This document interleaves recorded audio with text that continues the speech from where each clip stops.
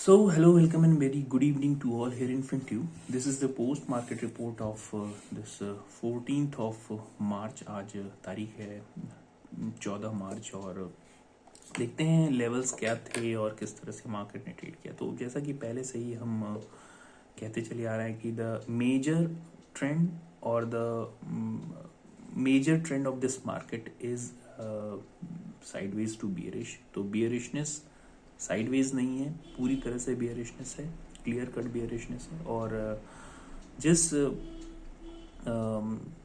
Recession की सुगबुगाहट कह रहे थे दैट रिसेशन आएगा। रिसेशन का कोई दूसरा फॉर्म नहीं होता है। when we are into a recession or a slowdown, we do not feel that, but we already are into that. तो इस तरह से अभी टाइम हो रहा है करीब, आप देख सकते हैं शायद 3 बज रहा है, 2:30 या 3 बज रहे हैं। तो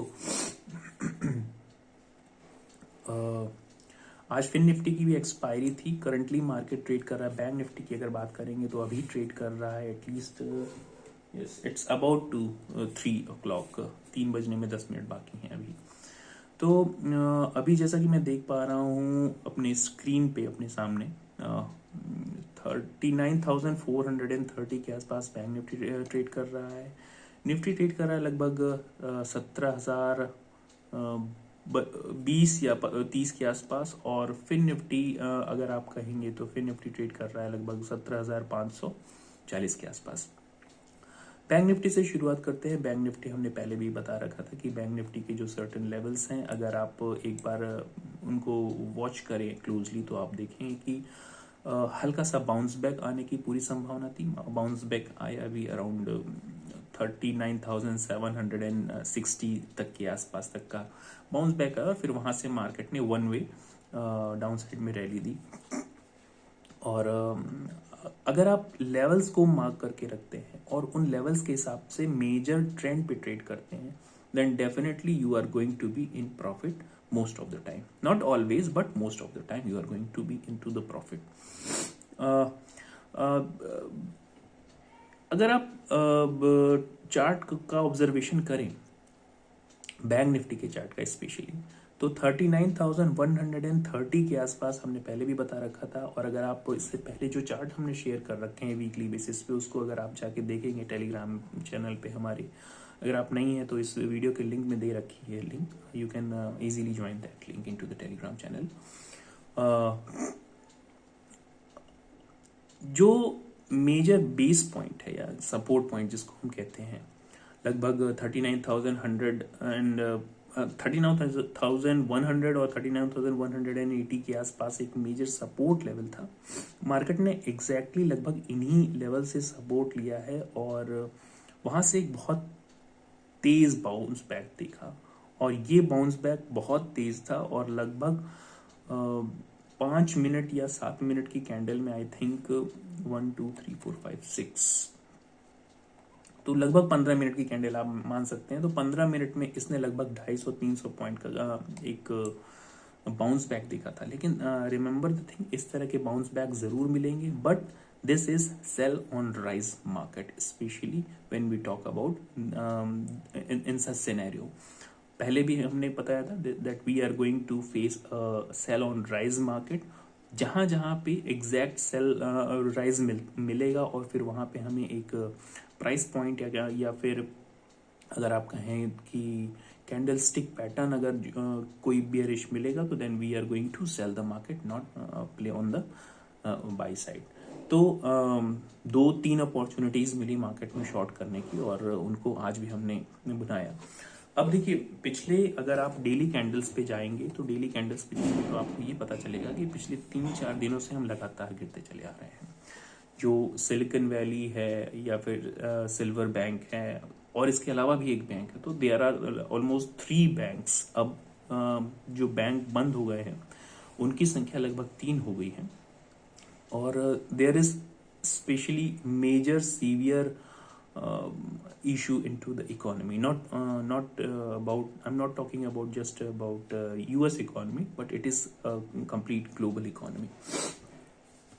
तो मेजर इशू है और इस मेजर इशू को टैकल कैसे करती है गवर्नमेंट, या गवर्नमेंट्स कैसे टैकल करती है, क्योंकि जब भी कोई मेजर इशू आता है तो गवर्नमेंट कहती है कि that we are going to handle it, we are going to, जैसे आपने यस बैंक का केस देखा होगा, यस बैंक का जब केस हुआ था तो उस समय भी गवर्नमेंट ने कहा था कि that SBI is going to buy it. और उसी तरह से आपके सिलिकॉन वैली बैंक में भी आपने देखा होगा कि एचएसबीसी ने एक्वायर कर लिया है उसकी यूके यूनिट को। बट ये सारे मेजर्स ही होते हैं क्यों, लेकिन इन मेजर्स का जो रिपल इफेक्ट होता है वो अभी बाकी होता है। और यस बैंक के अगर आप इंस्टेंस देखा होगा यस बैंक में, तो यस बैंक में भी इसी तरह के केसेस आ रहे थे कि हाँ गवर्नमेंट इसको हैंडल कर लेगी, डिपॉजिट को सेव कर लेगी। डिपॉजिट तो सेव हो गए लोगों के, लेकिन यस बैंक अभी कहाँ ट्रेवल कर रहा है, यू बेटर नो दैट। तो प्राइस पॉइंट अगर आपने ना देखा हो तो एक बार यस बैंक का चार्ट आप एक खोल के देखिएगा, और फिर जहां से ये फॉल हुआ है वहां पे किस तरह से गवर्नमेंट भी बोल रही थी, लेकिन गवर्नमेंट के बोलने के बाद भी लोगों का विश्वास उसमें नहीं हो पाया। तो इस तरह की प्रॉब्लम जब आती है तो लोगों का विश्वास उड़ जाता है उस चीज पे से, और स्पेशली इन्वेस्टर्स का, क्योंकि सबसे बड़ा लॉस इन्वेस्टर्स को उठाना पड़ता है या ट्रेडर्स को उठाना पड़ता है। जो डिपॉजिटर्स हैं उनके लिए तो गवर्नमेंट प्रॉमिस कर रही है, but government can not promise for traders and investors, specially investors. तो जो इन्वेस्टर्स हैं उनको लॉस होगा तो जीरो पे आ जाएंगे वो। डिपॉजिटर्स का कुछ पैसा तो जरूर मिल जाता है। हमारे इंडियन बैंकिंग सिस्टम में भी लगभग आई थिंक अब शायद 2.5 लाख के आसपास या 1.5 के आसपास का जो सेविंग गारंटी है अब आरबीआई लेता है, उससे ऊपर का नहीं लेता है।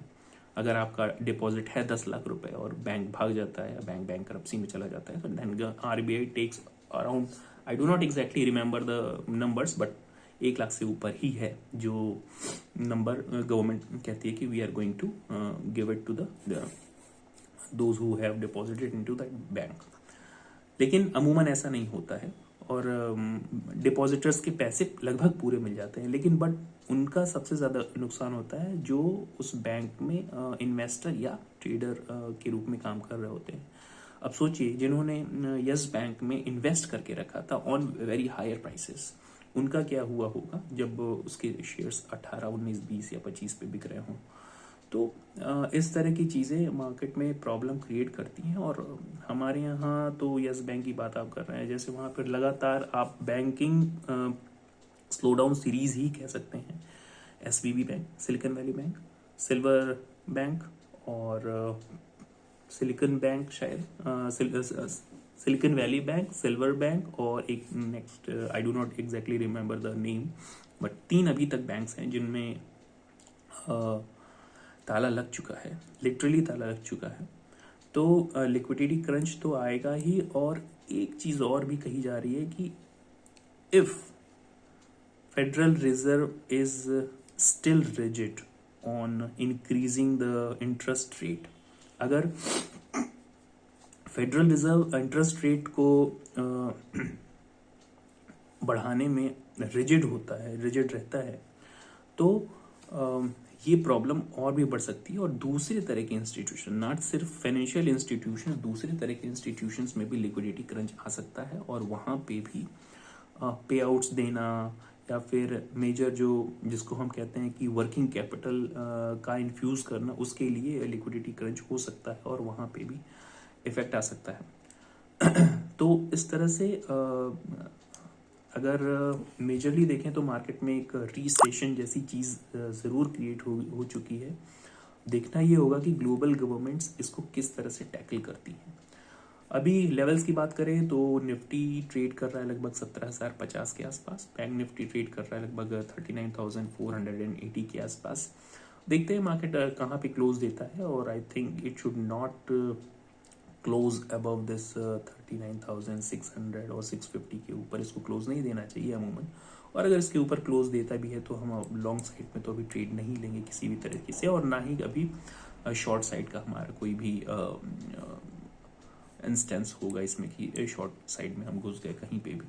तो अब मार्केट को हम वेट करेंगे एक अच्छे लेवल पर रिट्रेस करने के लिए, और अगर मार्केट रिट्रेस करता है अप टू दिस 39,950 और 900 के लेवल, फिर वहां से हम सोच सकते हैं कि क्या करना है, whether we have to sell it और नॉट।